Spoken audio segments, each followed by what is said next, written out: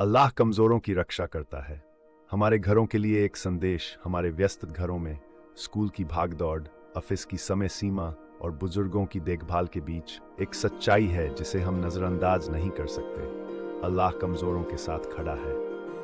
पैगंबर मोहम्मद, शांति और आशीर्वाद उन पर हो, ने कहा, मैं तुमसे महिलाओं के साथ अच्छा व्यवहार करने का आग्रह करता हूँ, और चेतावनी दी, मजलूमों की दुआ से सावधान रहो क्योंकि उसके और अल्लाह के बीच कोई बाधा नहीं है। बुखारी, मुस्लिम। जब पत्नी के अधिकारों की उपेक्षा की जाती है, जब उसकी गरिमा को ठेस पहुंचाई जाती है, उसके प्रयासों को हल्के में लिया जाता है, यह सिर्फ एक पारिवारिक मामला नहीं है, यह एक आध्यात्मिक आपातकाल है।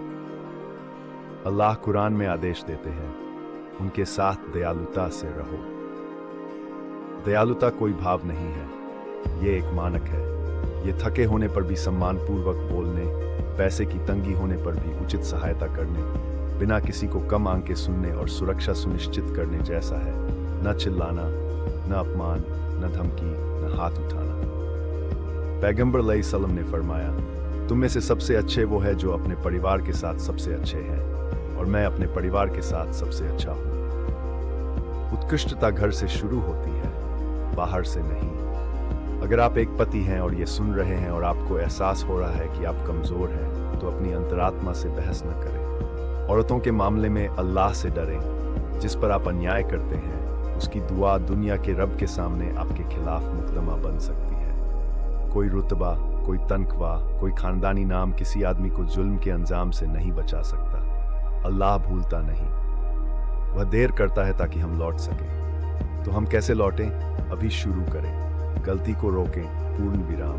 अगर कठोरता, अपमान, उपेक्षा हुई है तो उसे खत्म करें। तौबा करें, सच्चा अफसोस महसूस करें, पाप करना बंद करें और कभी वापस न लौटने का संकल्प लें। अगर आपने वो छीन लिया है जो आपका नहीं था, समय, सम्मान या अधिकार, तो उसे वापस कर दें। अकेले में सच्चे दिल से माफी मांगे, फिर सार्वजनिक रूप से अपने चरित्र में निरंतरता बनाए रखते हुए उसे साबित करें। 2 रकअत तौबा की नमाज पढ़ें, खूब इस्तगफार करें, चुपचाप दान करें और अल्लाह से दुआ करें, ऐ अल्लाह, मेरे चरित्र को सुधारें और मुझे घर में रहमत का स्रोत बनाएं। जरूरत पड़ने पर मदद लें। किसी भरोसेमंद विद्वान, सलाहकार या किसी बुद्धिमान बुजुर्ग से बात करें जो दीन और पारिवारिक ताने बाने दोनों को समझता हो। ताकत ये स्वीकार करने में है कि आपको बदलने की जरूरत है और फिर खुद को बदलना।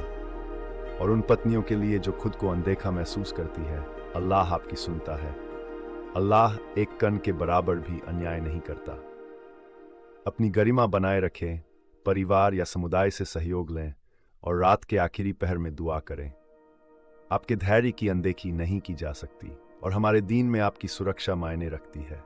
हमारे घर ऐसे स्थान बने जहां कमजोरियों की रक्षा की जाए, उनका शोषण नहीं। जहां बच्चे अपने माता पिता को देखकर दया सीखें, जहां दादा दादी इस्लाम को न केवल हमारी दीवारों पर बल्कि हमारे शब्दों में भी देखें। अल्लाह हमें घर पर एहसान करने वाले लोग बनाए, हमारे अतीत को माफ करे और हमारे परिवारों के लिए एक नया अध्याय लिखे, न्याय, नम्रता और बरकत का।